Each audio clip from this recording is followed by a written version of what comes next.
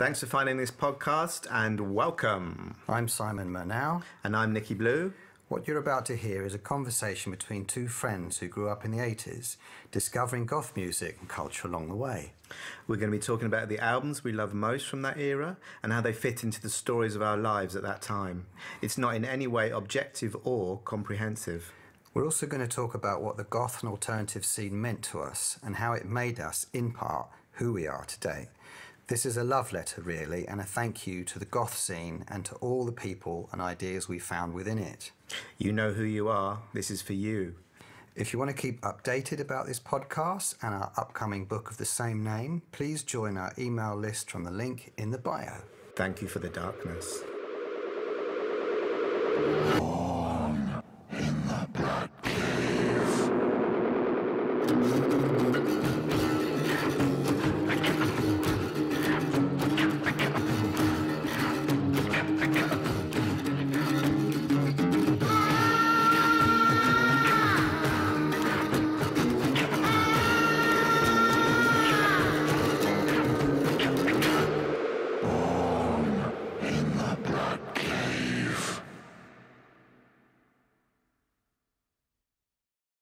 It's all right. The show must go on, man. Indeed. The show must go on. Okay. How are you doing? Are we starting? We are starting, yeah. I just haven't noticed that the Logic has that colour on its transport, so it's worrying me slightly, but it all looks like it's recording You're fine. kidding us. This is not good. This is not good It's not radio. good radio, is It's not it? good radio. Right. Okay. Hello. Hello. So we're starting. I haven't slept very well, so I'm a bit cranky. Not too bad. A little bit cranky. I'll be alright. I won't. Cranky. No, I'm not going to be Sounds like antisocial. business as usual, really. Business as usual. And so, what we've got to talk about?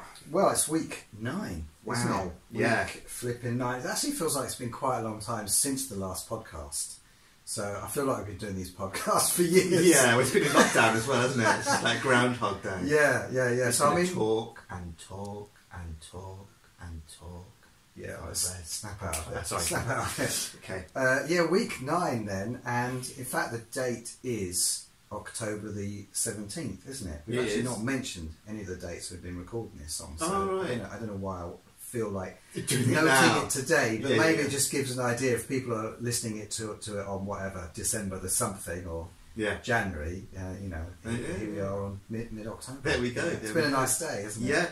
Yeah, it's been a lovely day. Yeah. And just to say that, we've been, part of our podcast platform, we get analytics, don't we? And we can Yes. see what areas of the world are downloading our podcasts. We can and see that, things. yes. And I'm happy to say that we've been getting an increased amount of downloads in Kazakhstan. Kazakhstan.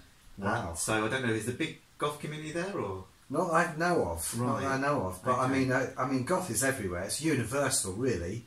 And I'm sure in Kaz, there's quite a lot of things to sort of feel down about. Yeah. Not I'm having a go at Kazakhstan. No, you I mean, shouldn't do. there's a You lot of shouldn't things to do. be down about in Britain, whether it's 1980s or Yeah. 2020. Yeah, you yeah, know, yeah. I'm just saying it's a universal experience to feel anxious and want to sort of reach for some dark music. Dark music.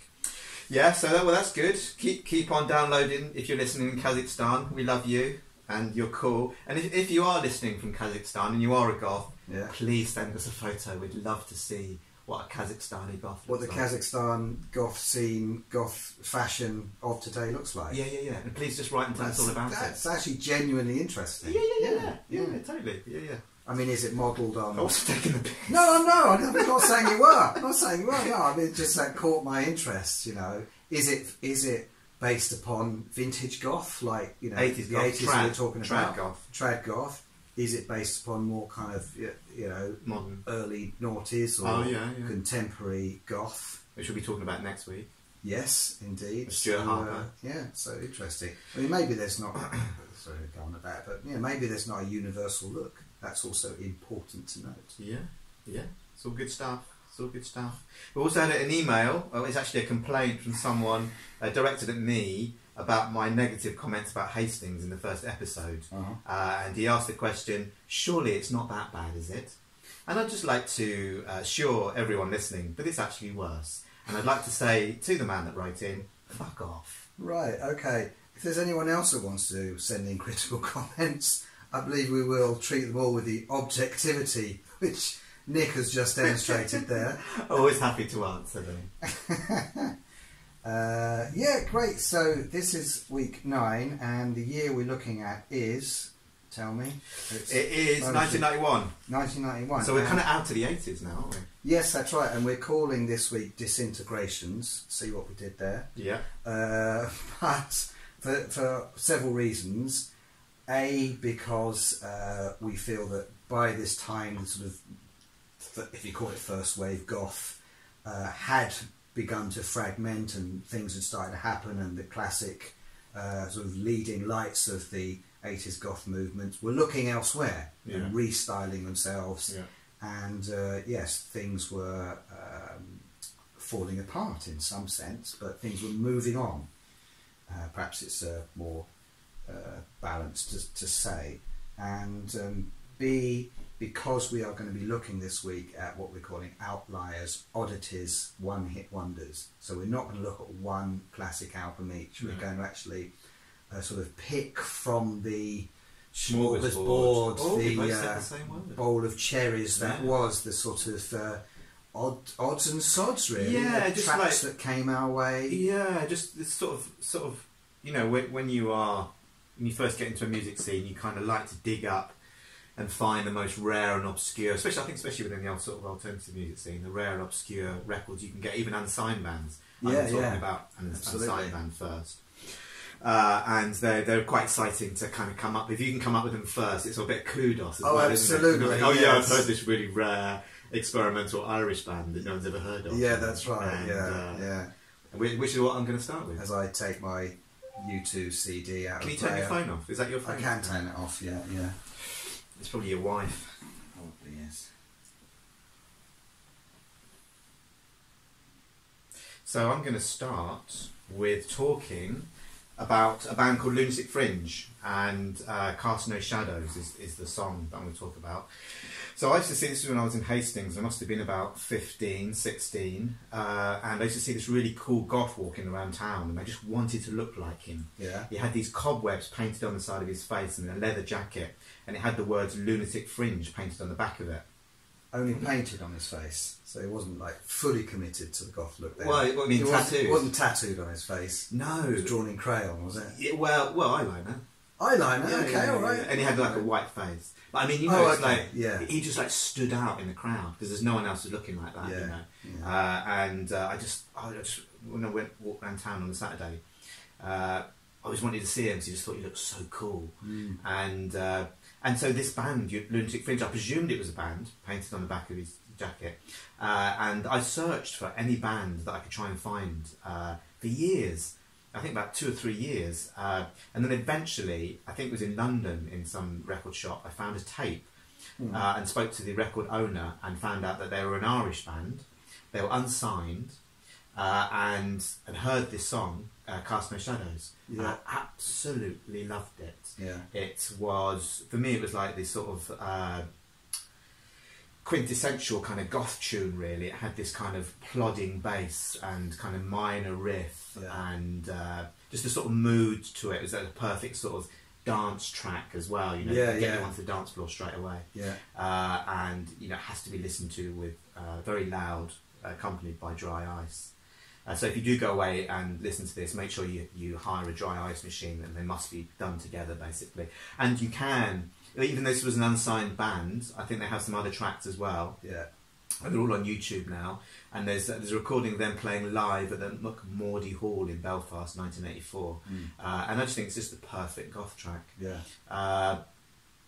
So what makes it perfect goth track? Well, I suppose, you know, but this is something that, you know, this sort of a theme that we come back to, isn't it? I mean, what makes something a goth song? Is it the way a song makes you feel, or does it have to be a certain sound, configuration of chords and riffs that identifies it as a goth song? Yeah, I think we have. Well, maybe you will disagree with this, but I think we've come round to the point that it's how a song makes you feel, as opposed to it being a formulaic thing. Yeah. You know. Yeah. But that said, I would say this is quite a formulaic goth song. Yeah. In that it has a kind of a plodding, forward pushing bass rhythm, and these like minor kind of picky riffs, and kind of sort of downbeat, dark kind of like graveyard lyrics. Yeah. You know? Yeah.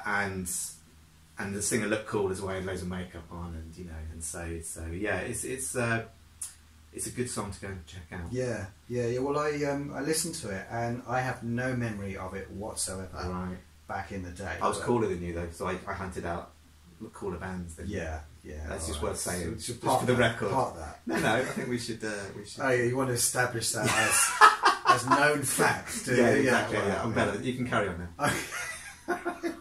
Yeah, so in our research you played it to me and it's an instant classic in a way. It's instantly accessible. It's a very simple song. I think we were looking at the sort of chord structure. I think it might just be two chords, something like two that. or three chords just repeated.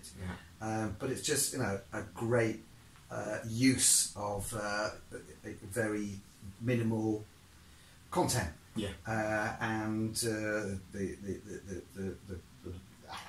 the what am I trying to say? Put your teeth in. The meltdown. Yeah, I'm having a meltdown. Wow, man, we had late last night. I'm having a little. No, Too much Alka-Seltzer. Too much bicarb. You can remember being there, man. The vocals is what I'm trying to say. Yeah. The vocals are really immediate, and he's got a great vocal sound, and it's great actually to hear an unvarnished, unsigned band just sort of playing live and using the live sound and just being a great tight live outfit. Exactly. It doesn't depend on a big production or massive reverbs or studio tech. It's just a really great live band producing a really simple live song. Yeah, and the thing about it is, it's such a great dance song. But when you watch that video, the crowd are just stationary like cardboard cutouts. Oh, I know. They're just stationary. Yeah. And I thought about what are you doing? And I thought, well, they are goths. They've got to have some degree of self-respect, haven't they? They're holding it all in. Yeah, they're holding it all in. Bottling it all They're going up. wild on the inside. Absolutely. Yeah. They're dancing on the inside. I used to dance. God, when I was a goth, got to dance. Well, yeah. I mean, that's a really interesting point, isn't it? Because I think I do remember dancing, but only when the conditions were right. If I didn't feel right, or if it was too brightly lit, or you're a bit too depressed, a bit too depressed, feeling a little bit too self-important. Yeah, right. I'd kind of like sit and smoke in the corner and drink my snakebite in black and sort of look deep. Yeah. Attempt to talk about nature. Yeah. But if it was sort of dark and there was enough dry ice and I felt anonymous, I'd go wild. So it was a what do you say? It was not a universal for me that I would be dancing. Okay. Whereas now I'm like stupid and foolish and unself-conscious enough to sort of like dance to Kim Wilde. Yeah, wow. I've been listening to quite a lot of Kim Wilde lately. Yeah, can we move on? Okay, moving on. Rolling, keep All right, rolling. yeah, okay, yeah. We'll have to So cut that bit out. Yeah. I won't mention my Sheena Easton retrospective then. No, she's cool, but anyway. Yeah, well, she did record with Prince, didn't she? Yeah. Right, so that's Lunatic Fringe then. That is Lunatic Fringe. Anything more to say about that? No, let's move on. Let's keep it snappy. I'm going to do one then. I'm going to do one, Yeah. and I'm going to do an unsigned band as well. Cool. So you did know about this back in the day because we were living together, Camden Town, opposite Camden Palace, when I'm sure I got this cassette demo from my girlfriend at the time. So the track is called Blue. I mean, actually, just saying the phrase is enough to make me burst out laughing. It's great. The track is called Blue Plastic Glove. Blue Plastic Glove. And the band are called Omega Minus, from the EP Man That Time Forgot, 1989. It's unsigned band. And if you go onto YouTube and you search Omega Minus demo, you will find the Man That Time Forgot EP, of which Blue Plastic Glove is the third of the 4 tracks. Is it a single, is it? I don't know, but I believe it either was a single or when you got the demo, you did, with the special edition, get a blue plastic glove. Oh, wow. For free. That's putting in a shift, isn't it? Yeah, and I think on the YouTube you can sort of see a picture of the free gift. Oh, right, okay. Just one, mind you, just one blue plastic glove. Okay. So yeah, it's a home recorded demo. I've written here of the roughest kind, but in a sense it's not, but it is pretty rough. I think it's the first demo, and it's glorious. It's an example of all that's best about young, unsigned guitar bands who have nothing to lose, rudimentary musical skills, and bags of creative energy. So the track itself, Blue Plastic Glove, has nothing but the phrase, "Blue Plastic Glove," shouted by multiple voices for just under 2 minutes over a sort of sub-Hendrix headlong guitar workout and a sort of 1-2-1-2 punk rhythm. I love it. I love it. I mean, yes, I was handed the cassette demo by a friend, I think my girlfriend, in 1989, and I'm pretty sure the band hailed from North London, possibly Rickmansworth. Oh, right. So I remember laughing till I cried when I first heard it, and most of the people I played it to did the same. I also remember waxing lyrical about it, probably bending people's ears with an analysis that was perhaps a bit over the top, but hey, that was me. Well, you know, that has to be done. Probably about how it demonstrated the unbound energy and verve of the punk and alternative music scene. What a perfectly formed burst of absurdist mosh pit hilarity this was. I wish I'd seen the band live, but I never did. But I played the cassette copy over and over.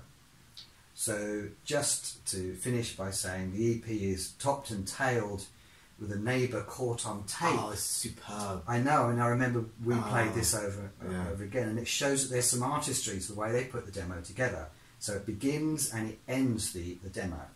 So this female neighbour barges into the garage, and I bet it is a garage that they're playing in, where they're rehearsing and recording, and she's at her wit's end, and they're demanding that they turn it down or she'll call the police.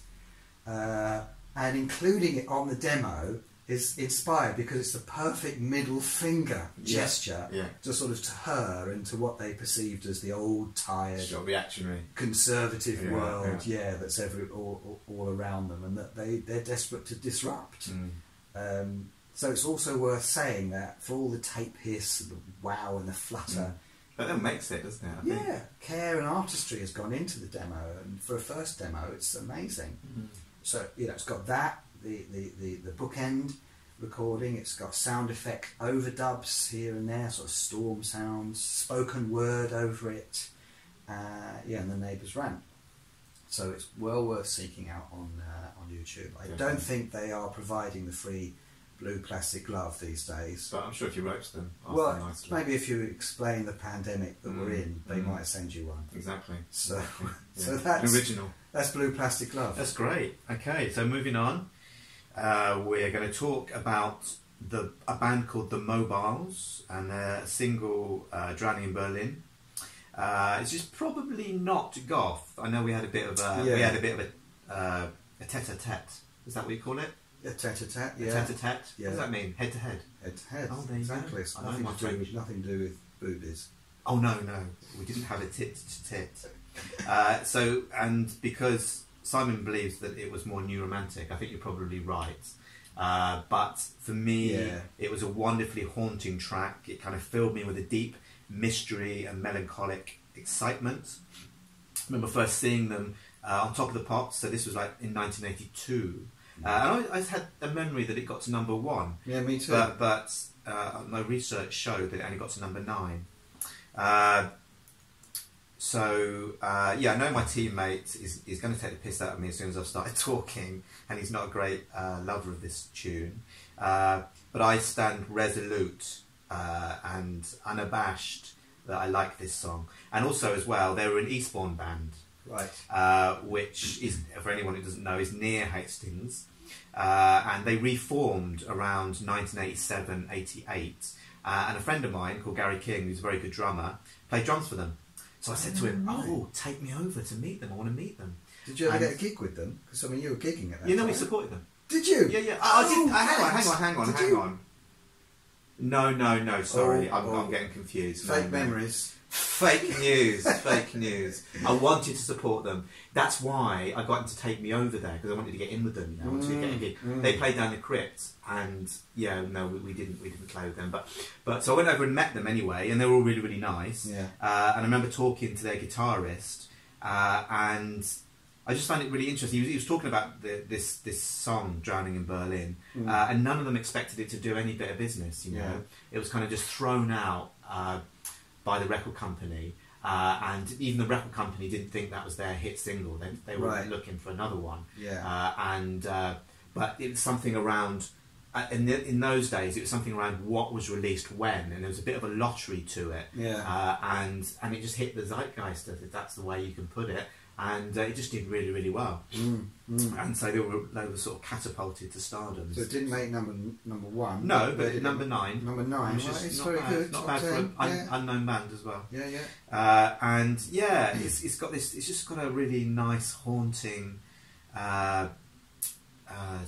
sort of tune, and I just found it really. I don't know. It just got me. It got under my skin, and I really, really liked it. Not keen on the middle 8, but we will sort of. Pave over that. So when I saw them live, they reformed down the Crypt, our local nightclub, and I thought they were brilliant. So if you haven't heard of this band, they must exist on some god-awful 80s compilation album somewhere. Go and track them. Now This Is What I Call Music. I don't know. When did it start, Matt? I don't know. It was before, well, it was after 1982, but there's probably numerous 80s compilations. So I'll stick it on the Spotify playlist. Okay, awesome. Put it right at the bottom. Yeah, thank you. I'd be keen for people to write to us and let us know what you think of it, and whether you think it qualifies as a goth tune or not. Yeah, it's on the cusp, isn't it? But I'll hand over to you. Well, I mean, I remember really liking the video and their look, which. Well, I was going to say it's not goth, but actually it was the Cabaret movie, which people might be laughing at me if they don't know it. But Cabaret movie is very dark and it's not like any other musical, and it's set in Weimar Berlin of the 20s and 30s, early 30s, at the time when Nazism is just on the rise, and it's got brilliant. Sort of dark-edged, dingy visuals, and it's set in the seedy clubs of Weimar Germany, where sexual experimentation and sort of gender fluidity is happening. It's a very seedy, artistic, sort of nocturnal artistic community movement that's going on there, and I loved it as a goth then and now. So I mean, I love their visuals. As a track, I'm not sure it's stood the test of time, but I think I can let it into the fold. Nice. Okay. It has got something to say about anxiety, and just to reply to you were saying earlier that we'd sort of made a deliberation about what is goth, and you talked about it the way it made you feel. I agree with that, but I think my definition is more about anxiety and the sort of difficult, challenging feelings of vulnerability and angst that mainstream culture wants to sort of push aside and just give you more sort of positive, nice feelings. Goth and Alternative is about exploring those shadowy places, both in terms of individual psyche, but also the violence, crime, and the sort of horrible things that happen in the world. Sure. So that's sort of my definition. Okay. And Drowning in Berlin does that to some extent. Done with that one? Yeah, we're done with that. Let's move on. Okay, so I'm pressing the cough button. That was a nice cough. We should keep that in. We'll see. Okay. We'll see. Okay. All right. So my second one then is a track called Texas, which is by James Ray and the Performance. 1987 on Merciful Release. James Ray and Carl Harrison were signed to Merciful Release, Sisters of Mercy's label, Ray contributed vocals to The Gift, which was Eldridge's side project, which was designed to stop Wayne Hussey from breaking away and using the name, the Sisterhood. And after that, Eldridge produced several singles for James Ray's outfit. A compilation and a final album also followed. So when I first heard this in a club, like a lot of people, I remember it being on the Slime Lights playlist in that was Islington Club, wasn't it? Yeah. I thought it was an Eldritch song, and it's obvious that Ray's vocal styling shows that it's no surprise that Eldritch signed him. I mean, imitation, flattery, and all of that. So Texas came out 3 months before Floodland, which is interesting. So it previewed the more electro sound that Eldritch was pursuing for that album. This 1987. Yeah. So it was in the spring, and Floodland was in the autumn. I believe. And so when I heard it, it felt new, and it was a floor filler. I remember it sort of like came on. It's got this sort of headlong, descending 3-chord groove that just goes through the whole song, and it was, you know, a perfect stomping goth dance anthem. It also has an American rock feel with a sort of overdriven guitar improvising over it for its duration. And listening to it now, that feels like an ominous sign, portent of where the Sisters would go for their third album. But it was, you know, it was a great dance floor tune. That's me. Great. Moving on. So that was my second one. Do you want to do a third one then? Yep. So this is an interesting one. This is a band called the Cardiacs, and a song called "Is This the Life?" So this was a song that, again, I would call it a perfect goth song, but by a band that wasn't a goth band. Right. They I think they formed in 1977. They've been going 40 years. I think they're still going now. And they're very sort of playful, theatrical band, very sort of musically sort of innovative, but they actually called this their goth song. Right.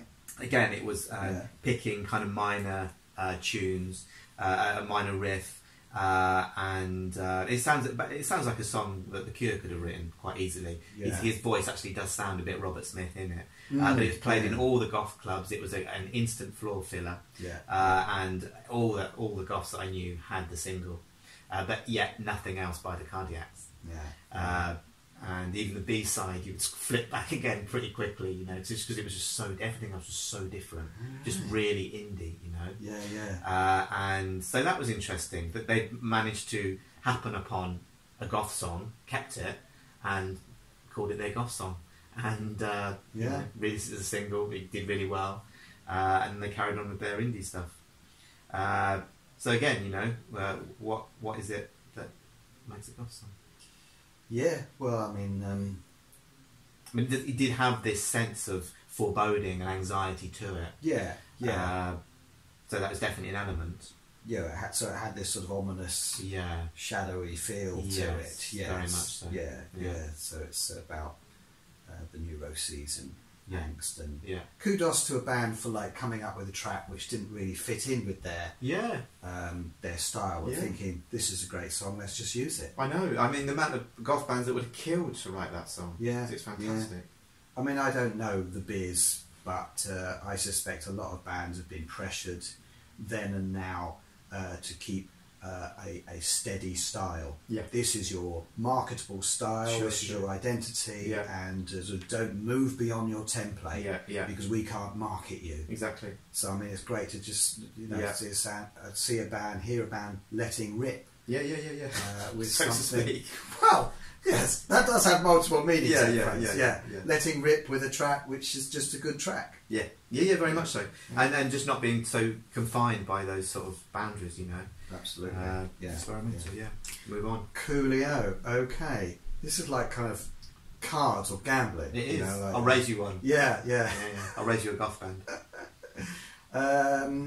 Okay, my third one then is it's a bit of a cheat because it's more of a kind of a tradition than a song, but there's two songs within it. So I've called it American Roots Gothic. Okay, and the songs are Men with Broken Hearts by Hank Williams, recording as Luke the Drifter in 1951, and a song called Black Wings by Tom Waits. I couldn't let the podcast go by without mentioning Tom Waits. And that's from Bone Machine 1992, which I believe is the last year we'll be talking about, so it kind of gets in with our time frame. Bracketed time frame. Yeah. So we mentioned in our first podcast that the roots of goth go way back, and there's a thread running through blues, folk, even gospel traditions of early America that's full of blood, thunder, crime, judgment and damnation, brimstone, hauntings, murder, suicide, despair and death. Bob Dylan was fascinated by it in his early recordings, and I put those Dylan tracks on the playlist. Woody Guthrie definitely mined it with some superbly creepy songs of murder on the trail, disease, disaster. And latterly, artists such as Kristin Hersh and Nick Cave have recorded cover albums dedicated to this tradition, and those albums declare their indebtedness to this tradition.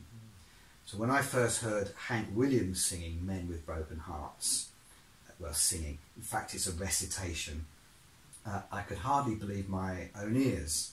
And it must have been about 16, 17, into all of this darkish, Leonard Cohen-y and Sisters of Mercy and some old country guy. My dad used to listen to country music, Don Williams in the car. And hearing this was just amazing. So I defy you to find a lyric that's more downhearted and doom-laden than this. The accompaniment might mislead you into thinking you're going to get a gentle spoken word country thing about Ma and Pa and church on Sunday. But my God, once he starts describing the fate of the dispossessed, the lonely and the unlucky... That would have been a good title, that, Fate of the Dispossessed. Yeah. Sorry, Karen. It's devastating, and he holds nothing back. And I'm going to attempt a couple of quotes, so I think we'll be all right here. So, a living death is all that's left to men with broken hearts. To those who weep, death comes cheap, these men with broken hearts. And this killer one, some were paupers, some were kings, some were masters of the arts, but in their shame they're all the same, these men with broken hearts. It's just, none more black. So the first goth, ladies and gentlemen. Wow. Discuss Mr. Hank Williams. Hank Williams. Did you wear black lipstick? He didn't. Fishnets? No. No, I don't know if he qualifies. Well, not on stage. Yeah, in private. So drawing on this American Gothic, Tom Waits' Black Wings track is a ghost story. Waits often sang about characters and events that had sort of become hearsay, legend or myth, as if the point is to say that we organise our reality and what that reality means, not around real people and events, but around the stories we create, and that with each telling these stories get a little further away from the actual. So this song is about a kind of demon saviour, a nemesis or avenging angel who's either violent or redeeming, depending upon your place in the story. The speaker reports various sightings and feats attributed to this figure, who may have wings beneath his coat. My favourite line is, some say he once killed a man with a guitar string. And the sign-off line is a refrain that all who have looked into his eyes deny ever having met him. So it's really creepy. And the accompaniment is just lovely.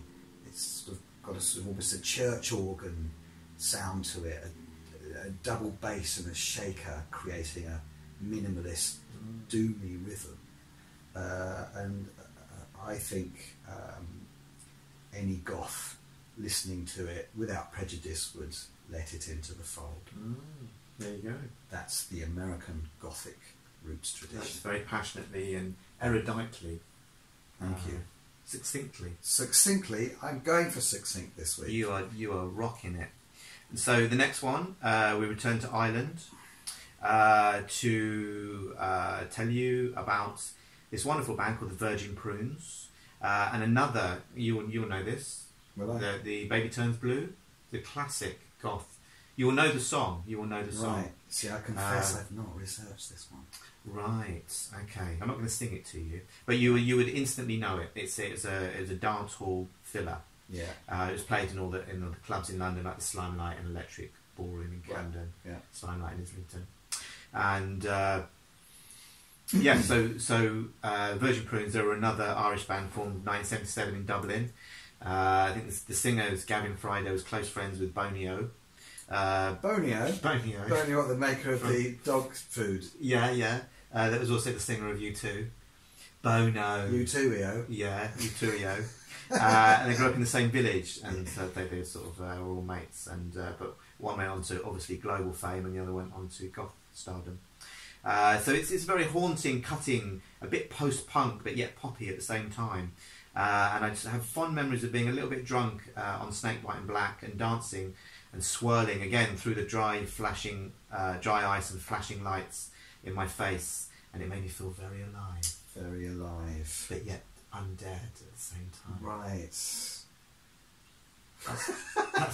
That's all I'm going to say about it. Great, yes, great. And also as well, I think Boris Johnson should be killed with a guitar string. Yes. That'd be a fitting death for him. Maybe he already has, and he's just a sort of a spectre, a sort of demon shadow of his former self. It's a bit goth, isn't it? Yeah. Anyway, moving on. You next. Yeah. I'm not going to take the bait and talk about Bojo. Bono, Bojo. Are they the same person? Yeah, are they? Maybe. Are they somehow sort of They've both got catastrophic egos. devil's own twins or something? Yeah. Bless them. We wish them nothing but love. Created from the same slime pit at midnight at some crossroads. They should be turned into mincemeat, and we can eat them. All right. Okay. Okay. I'm going to do another one, which is not a single track. Now I know this is very naughty, but like at week 9, It's radical. I feel like I've kind of like. You're pushing the envelope, aren't you? Well, I just feel like I've kind of lost all of my politeness, and just the sort of the naked, raw, devil-may-care is coming through. You're like the goth John Lydon, aren't you? That's what I'm thinking. So yeah, this I've just called Dark Soundtracks, which is a bit literal, but there you are. And I remember at the time being into quite a lot of OSTs, original soundtracks, as they're known.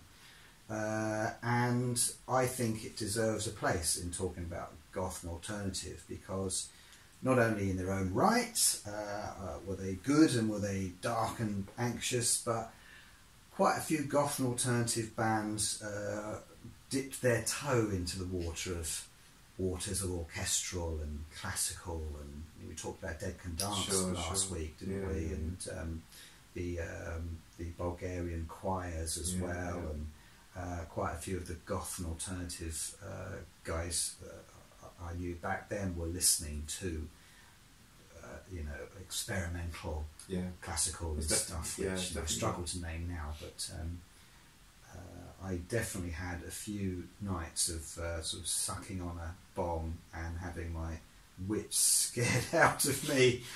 There's this one guy in particular, this sort of massive, hulking bear of a man. What are you talking about the clubs? No. But you're talking about the same nightclubs you used to go to. No, that's a different podcast. Oh, sorry. This guy who just listened to nothing but sort of psychic TV and Throbbing Gristle, Throbbing Gristle, Diamond Galis, and I kind of like sit there like sort of 8 stone weakling. Our Genesis PR. Exactly.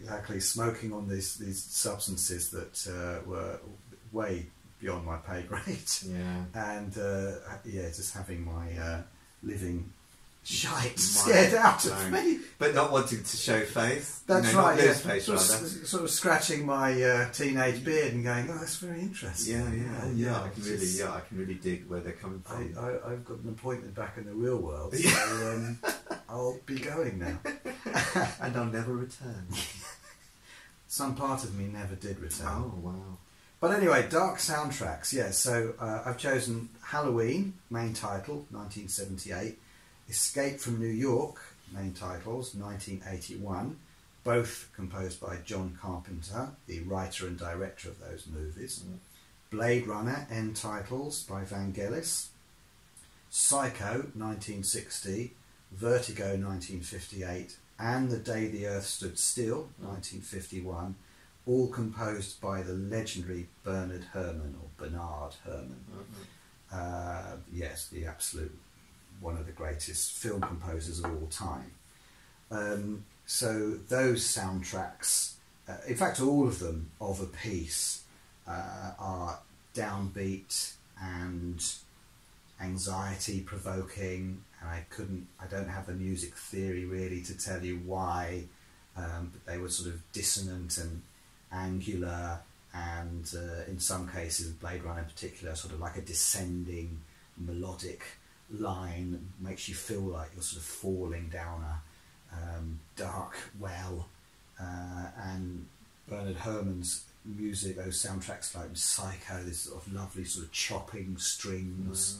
Vertigo has got this almost, it does evoke the sense of nausea or vertigo, this sort of sense that your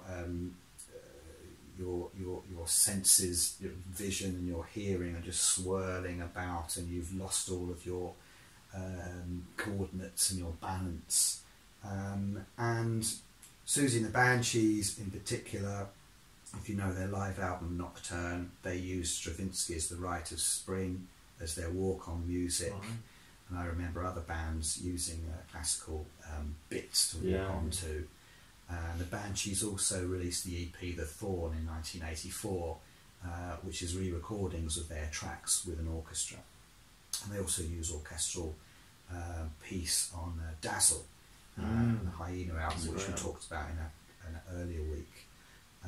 There are other bands there which I can't remember now, but I know that there were bands that were interested in bringing in strings and bringing in what strings could do. What about orchestral manoeuvres in the dark? Yeah, it's got the word dark in it, and there was some darkness. In fact, I love the album Dazzle Ships, if you know that. But yeah, I don't think I'm going to. That was just a throwaway comment. Yeah, you expected me to sort of splatter. I was expecting you to riff off me. Yeah, so no. Keep the banter going. Yeah, but I try and keep it straight sometimes. Wow. I don't rise to your bait. You don't rise to it. Okay, well I'm still going to bait you. Yeah, don't rise to it. Well, I mean that's been going on since we were 14, That's hasn't it? right. So, I'm never going to stop. Sometimes I take the bait. Yeah. Sometimes I just carry on regardless. Yeah, it's good. Okay. So that's dark soundtracks. Okay, good. Oh, you stopped. Okay. So the next one, Flesh for Lulu, Subterraneans. So this was a band. They're a bunch of London boys from London town. They formed in 1982, and they've sort of been described as a mix between the New York Dolls and the Rolling Stones, but with an undercurrent of gothy, alternative, post-punk, indie punctuating their sound. Their first EP, Roman Candle, I thought was fantastic. And why are you laughing at that? I don't know. You were talking about sort of Cockney, and then in my mind you said Roman Candle, and I just went straight to the Two Rollies, Four Candles. Oh, there you go. Yeah, there we go. That was the name of their track. Well, their album was called The Four Candles. There's the Four Candles. Four Candles. And I think they did okay in the indie charts, but didn't really register any mainstream success. And I think they were dropped by the record label, but they got signed by Beggars Banquet. And so they actually went on to do eventually quite well, and they went on to do a big American tour. But I don't think that they never crossed over to become the likes of, hit the sort of mainstream like The Cure and the Sisters and Banshees and stuff like that. But they were quite popular on the underground alternative music scene. Yeah. I saw them live. I think it was late 80s in the Camden Palace in London. Yeah. I thought they were fantastic. And they're, I highly recommend you listening to their EP and first Flesh for Lulu album, which should both be on Polydor. They're on the Polydor label. And Subterraneans is this single that standout single for me. And it's really different, really. I mean, it is very alternative and a bit gothy, but it's just got a lovely energy to it. It's got a lovely driving bass and very, very melodic, and I just love the song. Yeah. That's all I can tell you about it. Yeah, that's fine. I absolutely fucking love it. Love it. Yeah, it's fucking, yeah. Your notes said I can see your notes. It said you thought it was brilliant. I think it's and you just said it was fantastic. So I think what's the difference between brilliant and fantastic? It's fucking brilliant and fucking fantastic. That's what I fucking think. So go and fucking listen to it, alright? Do yourself a fucking solid. Well, listen to it. We're letting our hair down here, so we don't have to like give a massive essay into like why we like it. No, you just liked it. It's just fucking great. Fucking out there, isn't it? Yeah.